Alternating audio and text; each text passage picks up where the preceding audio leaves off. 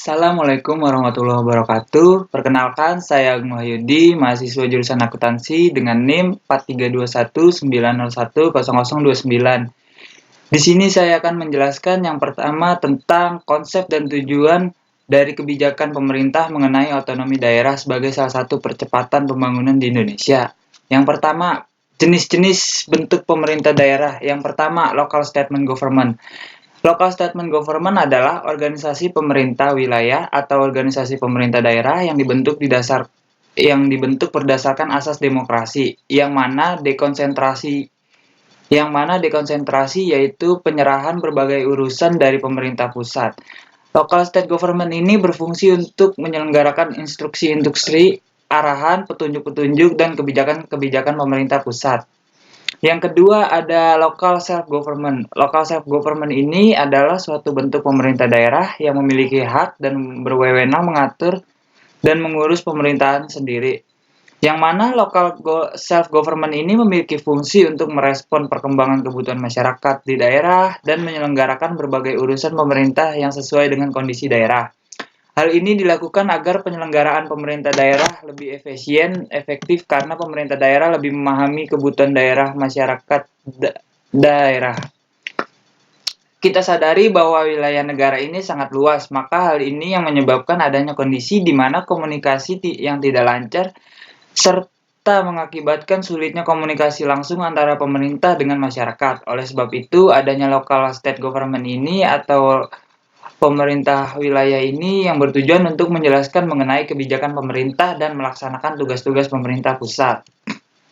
Selanjutnya, salah satu percepatan pembangunan di Indonesia yaitu adanya otonomi daerah, di mana hal ini adanya proses pemerintah daerah di seluruh komponen masyarakat untuk mengelola sumber daya yang ada dan membentuk suatu pola kemitraan untuk merangsang perkembangan dalam daerah.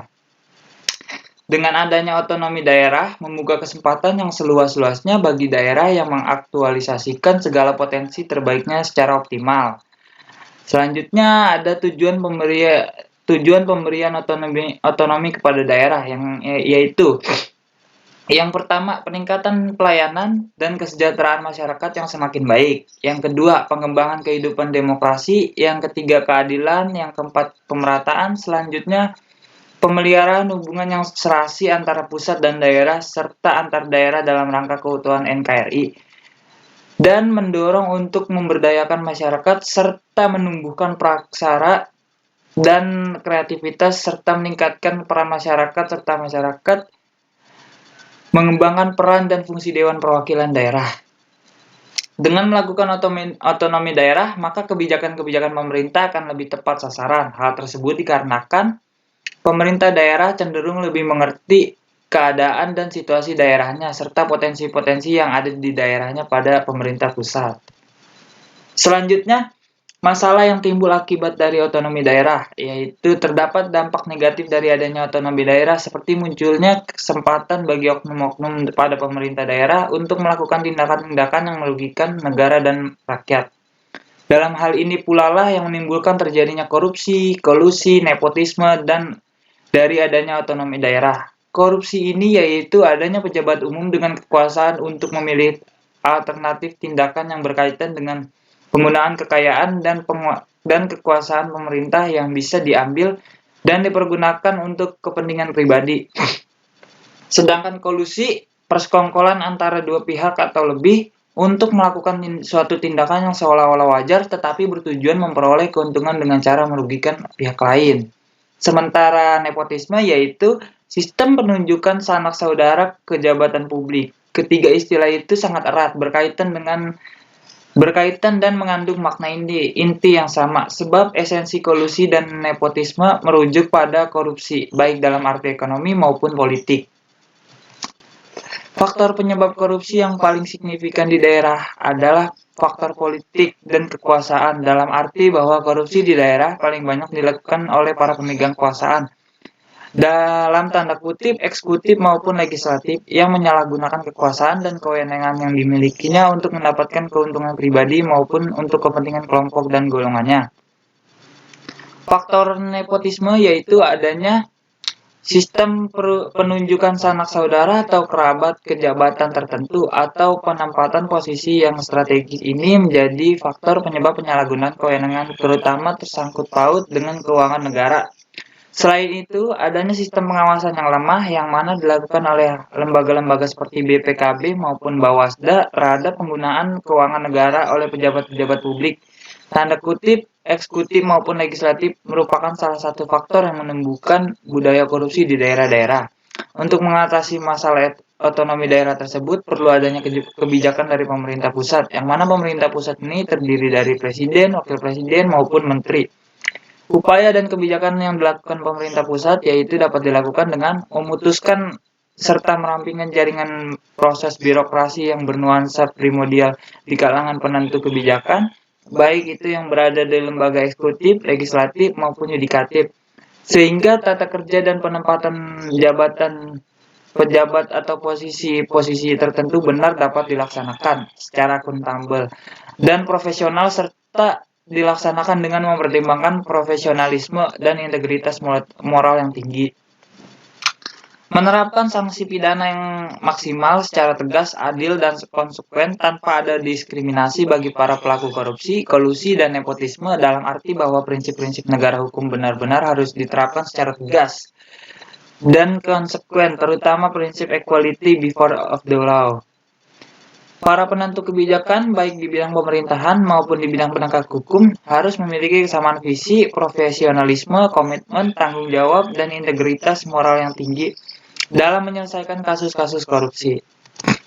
Yang ketiga, penjelasan tentang kebijakan fiskal yang dilakukan oleh pemerintah guna percepatan pembangunan struktural Indonesia untuk mengatasi permasalahan ekonomi dan percepatan pembangunan struktural di Indonesia, adanya suatu kebijakan yang dinamakan kebijakan fiskal. Kebijakan fiskal ini merupakan langkah yang dilakukan oleh pemerintah untuk mengarahkan perekonomian dengan perubahan pengeluaran dan pendapatan pemerintah. Percepatan pembangunan struktural di Indonesia perlu dilakukan untuk membuat daerah itu maju dan berkembang, sehingga perekonomian dan kegiatan ekonomi semakin maju, pengangguran berkurang, pendapatan per kapita meningkat, dan kesejahteraan masyarakat lebih merata. Instrumen utama yang digunakan dalam kebijakan fiskal adalah pajak dan pengeluaran pemerintah atau belanja negara. Pajak merupakan instrumen fiskal yang digunakan untuk membiayai pembangunan. Pajak bersifat memaksa dan tercantum dalam undang-undang, di mana semua wajib pajak berupa badan usaha ataupun perorangan wajib membayarkan pajak negara. Sedangkan pengeluaran belanja negara yaitu seperti biaya untuk perbaikan pendidikan, pembangunan infrastruktur, pembiayaan operasional, dan lain-lain. Semua pengeluaran ini disusun di dalam APBN atau Anggaran Pendapatan Belanja Negara. APBN ini merupakan instrumen untuk mengatur pengeluaran dan pendapatan negara dalam rangka membiayai pelaksanaan kegiatan pemerintahan dan pembangunan, mencapai pertumbuhan ekonomi, meningkatkan pendapatan nasional, mencapai stabilitas perekonomian, dan menentukan arah serta prioritas pembangunan secara umum. Oleh sebab itu, berdasarkan hal tersebut, dari sisi penerimaan berupa pajak, pemerintah harus memperhatikan kontribusi dan PPN atau PPh badan yang mana menjadi kontribusi penerimaan andalan pemerintah. Sedangkan pada sisi pengeluaran, pemerintah harus memperhatikan realisasi penggunaan dana tersebut agar tepat sasaran dan mengutamakan kegiatan prioritas guna percepatan pembangunan struktural di Indonesia. Yang terakhir ada hubungan kebijakan percepatan pembangunan bagi peran Indonesia dalam menghadapi globalisasi ekonomi.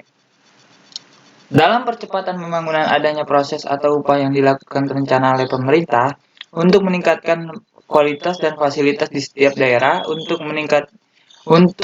menghadapi globalisasi ekonomi. Globalisasi adalah suatu istilah yang memiliki keterkaitan dan ketergantungan hubungan sehingga memberikan peningkatan atau pengaruh antar bangsa atau antar manusia di seluruh dunia melalui kegiatan perdagangan, investasi, perjalanan, budaya, ataupun bentuk interaksi, sehingga batas-batas suatu negara menjadi bias.